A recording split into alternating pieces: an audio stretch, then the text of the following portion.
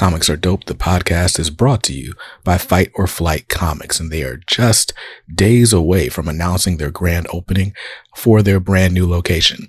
I know when the grand opening is.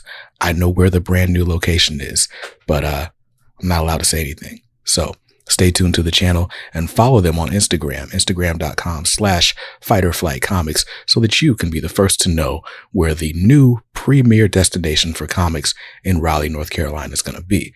Now, let's get to the show. So you guys know one of my favorite things to do with this platform is to put you on to new up-and-coming talent, new stories that you won't necessarily see in your comic shop, or you won't necessarily hear talked about on all the different YouTube streamers and stuff. And that's exactly what we've got for you today. So here to talk about his upcoming Kickstarter campaign, or currently it's live on Kickstarter right now, for Dime Store Detective, I've got comic book writer Mr. John Dexter. How are you today, sir? Good. How you doing? Thanks for having me on. I'm excited to be on. I see you got a lot of views, got a lot of fans. So I'd love to tell your audience about my new Kickstarter for Dime Store Detective. Awesome. We're excited to have you here. And of course, we're going to talk about Dime Store Detective, but I wanted to get to know you a little bit as well. I guess I'll start with where I typically start with everyone, right? Like, what's your story? How'd you get into comics? Well, like any kid, I liked Spider-Man like everybody else, and I had Spider-Man figures, but it was really the 90s X-Men cartoon, the Fox Kids, that really got me obsessed with comics, and I was a huge Wolverine fan. I would use my paper out money to go buy back issues, anything with Wolverine and Sabretooth in them, and that was a little after the time X-Men had really blown up with X-Men 1 when they redid it with Chris Claremont and Jim Lee. So, I mean, it was all the rage. And, of course, the Fox Kids really blew it up. So that's really what started my obsession with it. So, and it had been ever since. And then it kind of died out once the Onslaught debacle kind of came about. And then when the Ultimate, and I had a son, and he got me tuned into the Ultimates line, and I just loved Ultimate Spider-Man and Mark Millar's Ultimate X-Men, and of course the Ultimates. And then now I'm kind of Image guy. And of course Kickstarter. I like to support fellow Kickstarter creators like myself. And the Image line, I'm big into that too right now.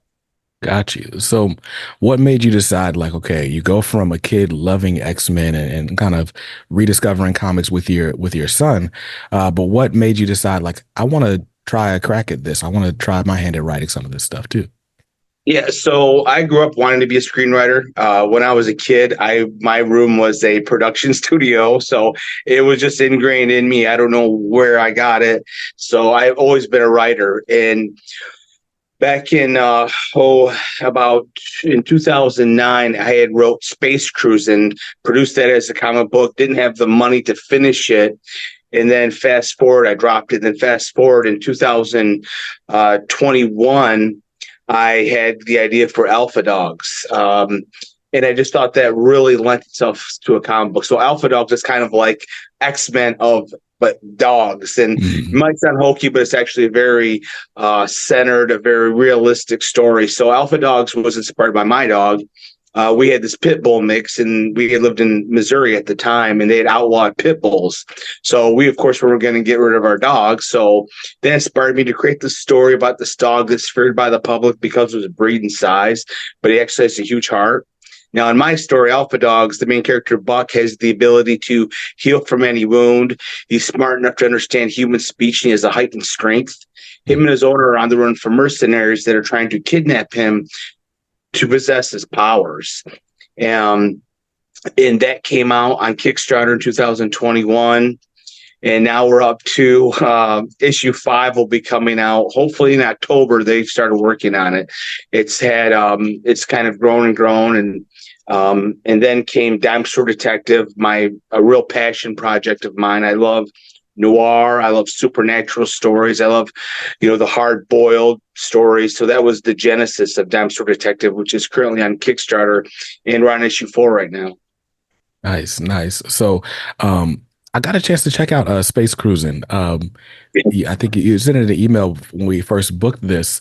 Okay. And For the audience, Space Cruising, it's a black and white comic, and this is basically the story is humans kind of went out and found other planets and found other alien life forms and like introduced them to all the human things. And so the aliens got TV and weapons, and of course, humans bring war, and there's a truce and all these different things. And but uh the aliens and the humans sort of learn to coexist until things go awry, right? But what I loved about those opening pages is that the idea that the humans brought entertainment and the aliens just ate it up. Like the first guy we meet is wearing an I Shot JR shirt.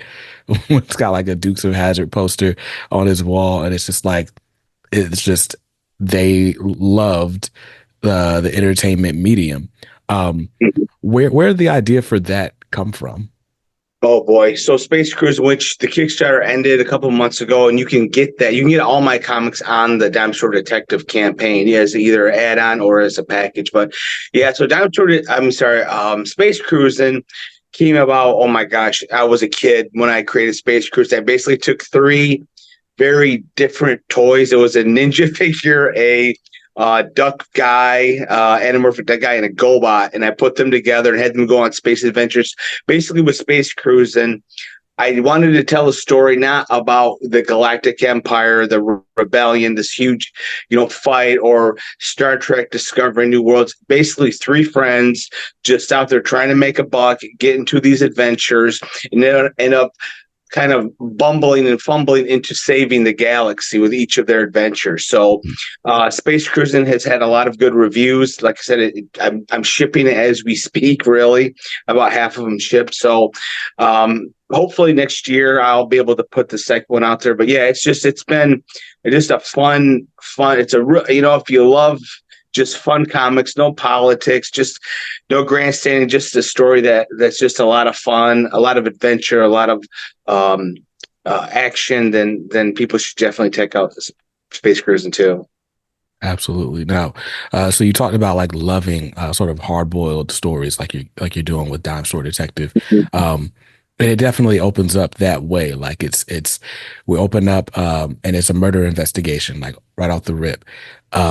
And we're starting to see all these different elements. Okay, like what is going on? Like how this body get here? Like, and it's just straight up detective work. But I guess I wanted to ask you because that like Dime Store Detective seems so different from Space Cruising. When you're sitting down to write a story, what do you feel like you're bringing to it? Like, is there something that you maybe approach each project with, or is it just here's a crazy idea, let's just see it through until it crashes? Yeah, yeah. Right. And Alpha Dogs is totally different than Space Cruising and Dime Store Detective. I just when I tell a story, in my mind, I want to tell a story that you're not going to pick up on the shelf, something that's totally different. So I'm not going to repeat myself because, I want to write the best story of this genre, of the most original story I can, and just kind of break the rules, I guess, to a certain extent, but just tell the most original but entertaining story I can. So I probably won't do another noir detective book for a while because until I think I can top Dime Store Detective. So that's kind of how I approach it. It's kind of just, stream of consciousness, I suppose. Dime Store Detective was written. So Dime Store Detective originally was written as back in the Afghanistan war when they were looking for Osama bin Laden. I had heard about these. They were talking about these caves. They couldn't find bin Laden because there were these caves in Afghanistan that some people have never even been explored. So I thought, well, wouldn't it be amazing if I had the story about these soldiers, U.S. soldiers that are trying to find Osama bin Laden. They stumble upon this cave, and inside this cave is this evil entity that's been trapped for hundreds of years, thousands of years, and they inadvertently release it. Well, I wasn't all that. I'd written it. Then it goes back to L.A. It's in the present, and the detective's friend is the one who got possessed, and he becomes a serial killer. And it wasn't enough. There wasn't enough meat on the bone for me. And so it just sat for about 5 years. And then I had heard the story about the Dixie Mafia, which is a true gang. So if you ever heard of the movie Walking Tall, with The Rock, well, it was a true story. Of course, with the Rock version, it's very different than the real story. But Right. so the Dixie Mafia, if you think of the New York Mafia, but of the kind of the dirty South, Alabama, and Tennessee, this story, A Dexter Detective, takes place in Georgia, North Georgia, in Athens. And so the Dixie Mafia were hitmen, they were drug runners, and they really had reached their height in the 60s, 70s, and 80s, and the 90s kind of trickled out, but supposedly they're still around. And I just thought, why hasn't nobody written a story about the Dixie? They were just so fascinating. We have so many mob movies of New York, but we don't know anything about the Dixie Mafia. And I just thought, God, it's so fascinating. So what I came up with was, in Dexter Detective, we flash back between the present and 1981. And whenever we're in the present, it's in color. When the detective Donald McIntyre is on the hunt for a serial killer. And then whenever we flash back to when the detective is 8 years old, raised by moonshiners, embroiled in this turf war with the Dixie Mafia, it's in black and white. And that's kind of a twofold to help. You don't, as soon as you start confusing the reader, you've lost them. Right. So it's very easy. You can, easily distinguish the past and the present by the black and white. Plus, the black and white's got that noir feel that I'm kind of going for.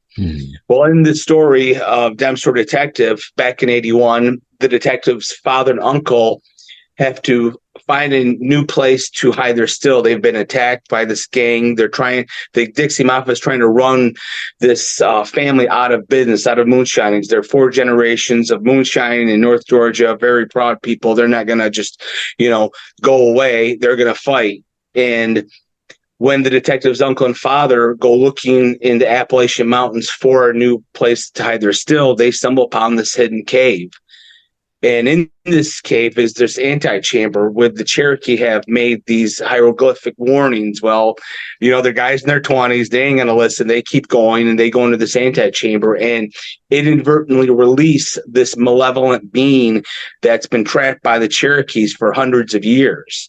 And I don't want to give away too much of the story, but as you can tell, all hell breaks loose. Right. And in the present, the detective discovers that malevolent, this evil entity has returned.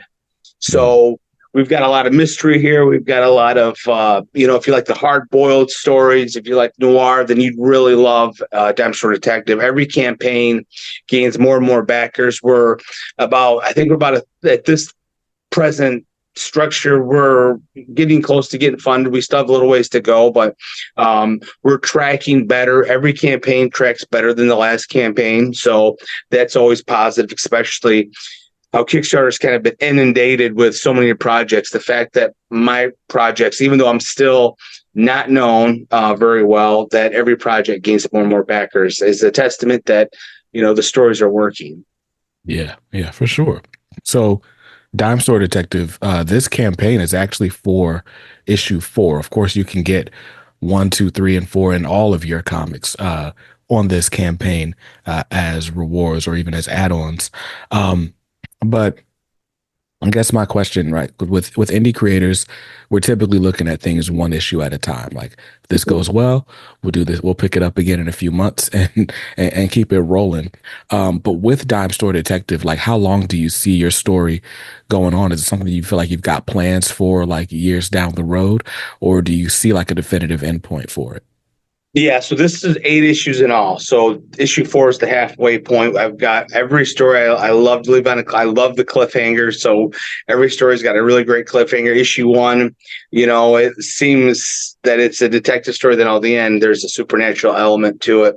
So yeah, it's an 8-issue series in all. And I'm hoping after issue 4 that issue 5 is actually in the sketched. They're sketching issue 5 right now. So my goal is to really pump out Dexter Detective, being that it's only 8 issues, and get it out there. So it'll kind of be I probably bit off more than I could chew doing 3 titles at the same time. But Mm. it's my passion. I'm sure as you and a lot of other creators can attest. You can't help yourself. You really just want to get your stories out there. Yeah, no, absolutely. There's part of being creative is that like it's just the joy of doing it. And after a while it's like, yeah, I want to make stuff and that's cool, but if people don't ingest this, if I don't sell this, then I won't be able to make the next thing. And Yeah. really, all I really want to do is make the next thing. So we got to do Yeah. this Kickstarter. We got to do whatever we can to keep the funding going and keep the ball rolling. So I can definitely relate to that. Yeah, and I implore anybody, you don't have to take my word for it. On my social media, I'm at Alpha Dogs. On X, I'm on John Dexter or Alpha Dogs on Facebook, and at Alpha_Dogs_comic on Instagram. I posted a bunch of reviews from comic book reviewers, not my friends. Yeah. I've had a lot of glowing reviews. If you check out the Kickstarter, type in Dexter Detective or type in John Dexter. There's got some great covers, and the trailer is amazing. I always say if the trailer doesn't hook you, then I'm kind of out of ideas because the trailers are great. Yeah. No, this looks cool. I don't want to press play right now because I know the audio is not going to work. Yeah, that's fine. But I will try to put it in here on the edit just so people can see it. But yeah, no, what I love about this series, or one thing I love about it, is the covers are all really good. Mm-hmm. I like them a lot. So what I wanted to ask was just you mentioned earlier, right? Like, you want to tell stories, that you're having fun with the stories. It's not necessarily like a bunch of politics or anything like that. How would you define a good story, or what would you say like is your goal in storytelling? Yeah, so for me, a good story, and not to say anything bad about people that do these type of stories. Like, I don't want to watch a story about somebody that's dying of cancer, or Mm. somebody's. To me, stories are escapism. So for me, the ideal story is something that's original and something that's entertaining. Mhm. You go there to kind of break away and, as I said, escape reality. And I love stories that are something that you've never seen before, where, it's you don't see the setup. And as a writer, I don't watch a lot of movies anymore because the structure, your act one. Okay, I know in 15 minutes there's going to be a change of pace. I know in 8 minutes there's going to be. So I like Quentin Tarantino a lot because you can't see a structure to his movies. There is, but he's just so good that you don't see it. So my hope when I write a story is, you're not going to be 2 steps ahead of me. Because once they figure that out, then you've lost them. So, and again, I'm not into love stories because as a backdrop, and this actually has a love story in it, Mhm. but, I just, to me, if you're going to tell a story, I want to sit there and be entertained, and I don't want to be talked down to. I don't want to be preached to. You're not going to change my mind about politics by a movie, I like I said, movies are escapism, and Mhm. I think people tend to forget that. Yeah, yeah, yeah. I mean, we all bring a bit of ourselves to whatever creative work we're doing, right? And so, Yeah. um, whatever is important to us is going to show, right? Hmm. And so, I think for some people, that does end up. The other part of that is just that our political landscape is just so extreme on both sides. So it's like Yeah. things that we didn't necessarily consider politics before now feel very political because it's like those are the things that we talk about even in politics. But yeah, no, Yeah. go ahead. Yeah. Well, I was going to say that's why the X-Men was so great because, Mm, Claremont said it was Malcolm X, Martin Luther um, King Jr. mm, Well, you can watch it and not get that, or you can watch it and get it. So I like movies that definitely have a message, you gotta have a theme, but are more subversive to where you're not knocking the people's head over with it. You know, you can watch it and be entertained and say, oh yeah, that's, got a deeper meaning to it. Not a story that, like I said, is just conking you overhead with what they believe. Because let's face it, you've got, in my opinion, you've got a big part of people that are Republican, a big part of people that are Democrat, then a big part of people that don't care about politics. Well, if you do whatever your political belief is, well, you've lost, a big part of your audience. That's why I don't get into politics when I write, or, because it's none of my business. You know what I mean? Yeah, So yeah, that's how I approach it. That's for me, because like I said, I would say about 40% are one party, 40% is another party, and 20 to 30 don't care about politics. So hmm you've just lost a big chunk of your readership by getting what you believe out there, in my opinion. yeah, yeah. No, that's fair. That's fair. Um, so with that, right, you talked about like just, wanting to be or feel subverted in entertainment. You talked about Quentin Tarantino. One of the questions I was going to ask you was just who are some of your creative inspirations? People that you look at and you're like, okay, if I can do half as good as this person, then I'm doing well.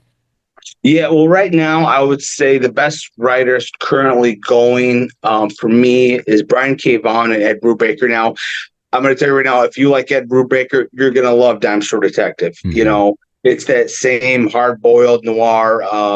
And I will, and even though you're not really supposed to do this, I would say, you know, Dime Store Detective is very much kind of like True Detective meets Stephen King's It. You kind of, hmm it's kind of like that.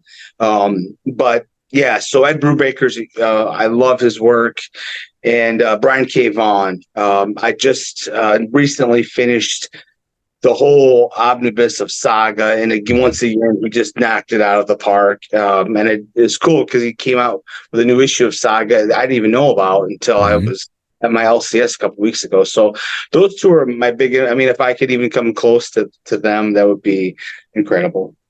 Yeah, for sure. No, the premise of Dime Store Detective, I was gonna say, sort of reminds me a bit of Reckless, which Yeah, is yeah, Brubaker and Phillips, right? I think it's the second volume is Friend of the Devil, um, where this yeah.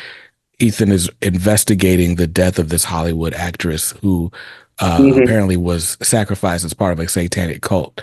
Yeah. Um, but it's just like, it's the hard boiled theme for sure, like the investigation, like the what I love about the Reckless series is it's a detective story.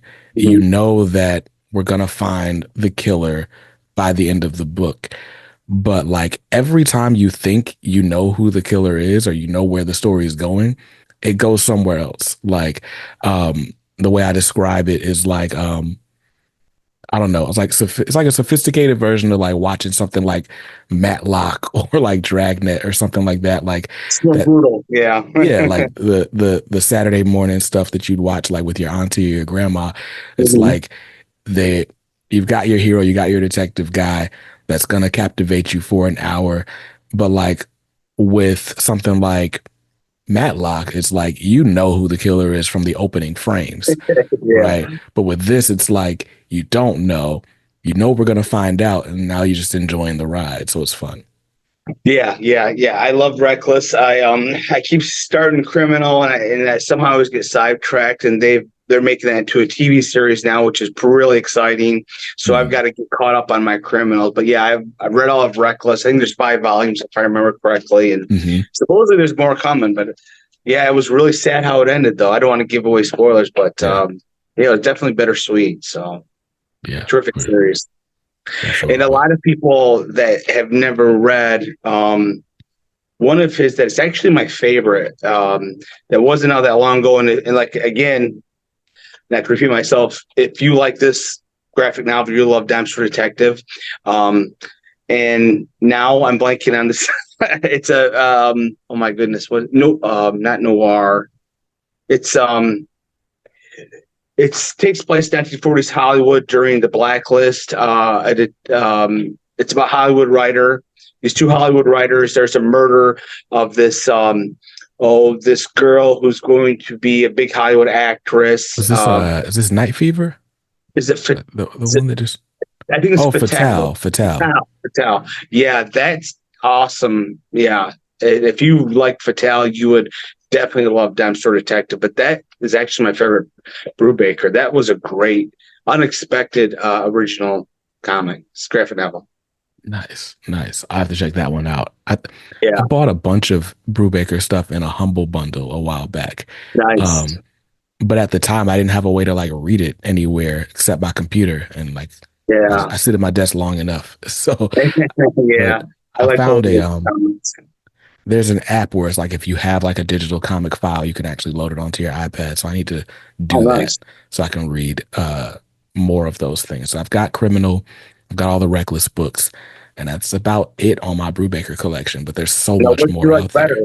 Which one did you like better, Criminal, or do you like them all both the same? So I haven't gotten fully through Criminal yet. What I Yeah, like about Reckless is I could just grab one of those volumes and it's one and done, right? And exactly. Yeah, to be yeah, fair, Criminal's the same way. It's just collected yeah. as, the big books. But when it was first coming out, like it was, 6, 7 issues at a time and, you could be done with it. But yeah, Mhm. so Criminal, my former co-host on this show actually passed away, but Criminal was one of his favorite Sorry, go on. books. Oh, that's all Yeah, good. yeah, But I got to give you credit. Like I said, I keep on starting it and something comes up, but yeah, I definitely need to get my hands in that because in some ways considered his magnum opus. I guess you could say is yeah, Criminal, but like I said, boy, Fatale was Femme Fatale was awesome. yeah, So for sure. I guess another hallmark of Brubaker work, right, is just the consistency, him working with Sean yeah, Phillips. Like that is oh the yeah, team. Being an indie comics creator, I'm always curious to know like how you find your team and how do you know like they're the one, you know? yeah. Well, it's funny because I tell everybody, I don't believe in luck. When it comes to, I believe it's preparation meets opportunity, but I got lucky. I got really lucky with my artist team. Stone Tower Studio. I did a cold call on Facebook, writer looking for artists. They answered the call. They were like so much better than everybody else. And they've been my artists ever since. They've done all my comics. Now, granted, Space Cruise was not the interior art was not done by them because, as I said, Space Cruising was done it was from 2009 to 2012. Hmm. The art was done with that. And then, as I said, I ran out of money before I finished it. They did do the last 2 pages. Mhm. But yeah, they're just phenomenal. Fernando Malik, he does the artwork for Alpha Dogs, Alfredo, Richard Marr. He does the artwork for Dexter Detective. Got you. Nice, nice.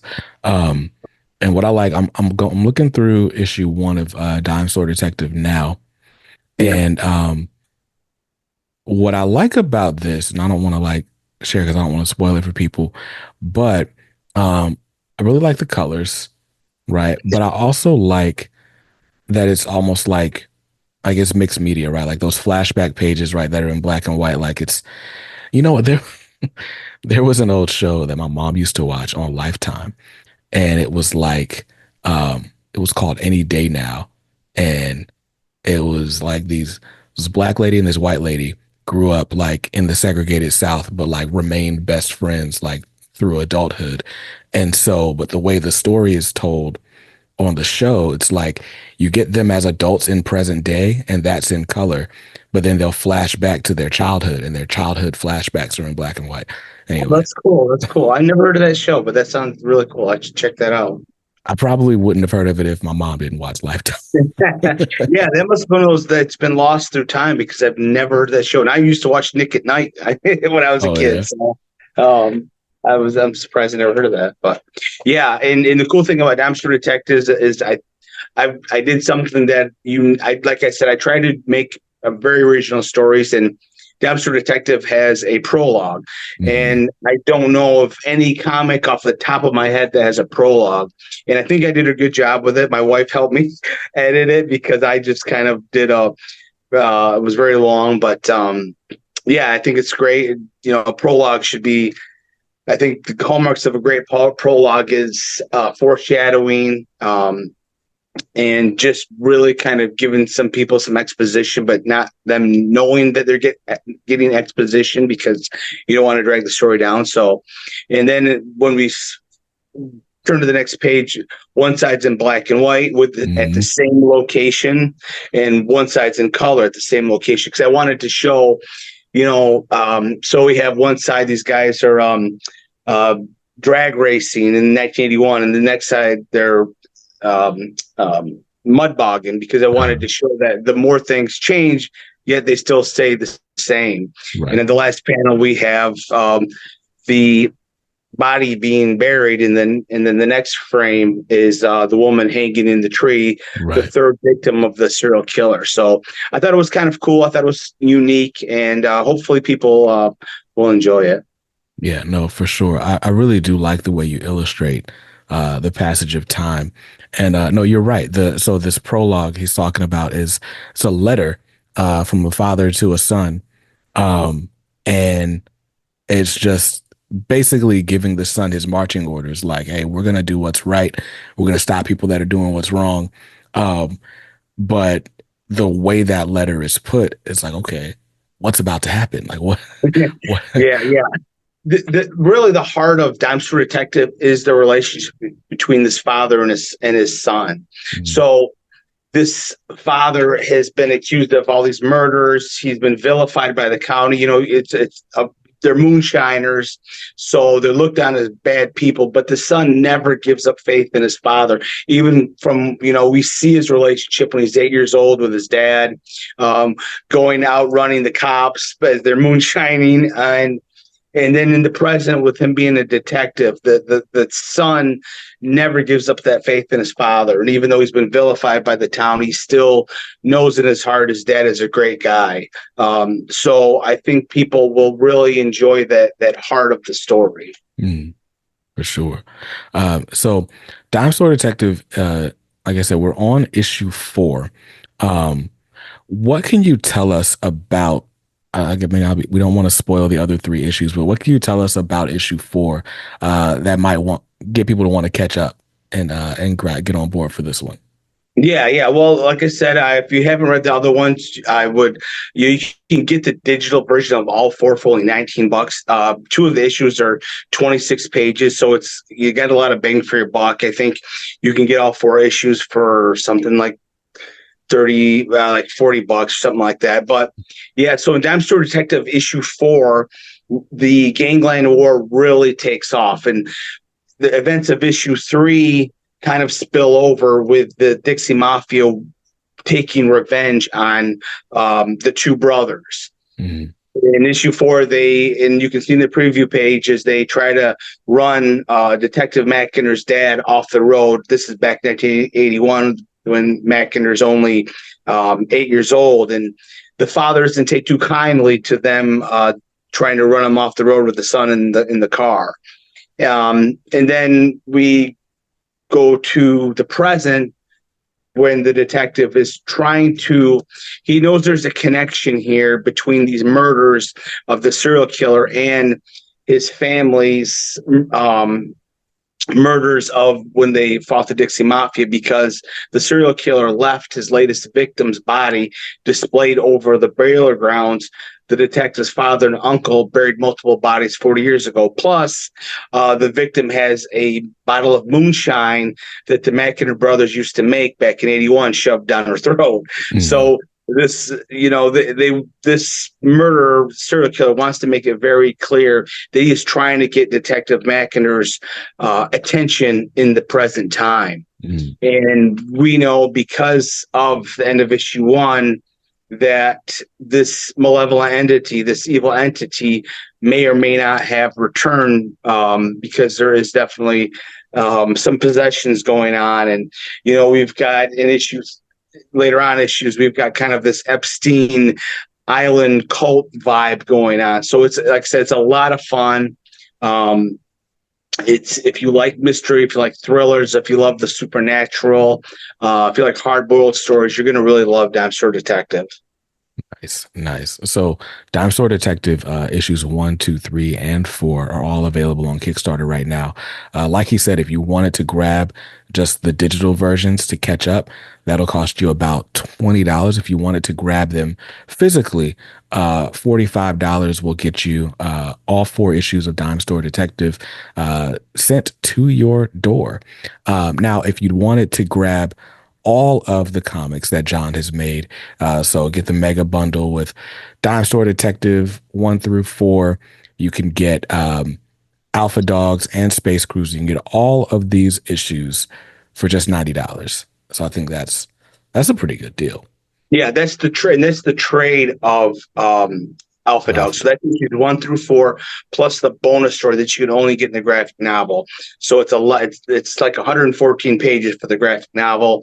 Then you've got issue 1 of Space Cruise, and then, as I said, Dime Store Detective. 2 issues are like 26 pages. The other 2 are 24 pages. So you're getting a lot of comic book for that price. So yeah, it's definitely worth checking out. And again, don't take my word for it. Go on YouTube, right? Alpha Dogs or Dime Store Detective reviews. There's plenty of them out there. There's plenty on my social media. So yeah. Awesome. Awesome. Well, John, this has been awesome. I appreciate you taking the time. Now, for those, like I said, I'm going to leave the link to the Kickstarter in the description of this video, as well as the show notes of the podcast. But for people who want to follow you and keep in touch after this campaign, where can they do that? So the easiest is probably on X, at Real Alpha Dogs. On my profile, I have the trailer. I have the link to the Kickstarter. And on Instagram, it's at Alpha underscore dogs underscore comic, because I made all these handles with Alpha Dogs because at the time I didn't know if I'd go past issue 1. You never Right. know what's going to happen on a Kickstarter.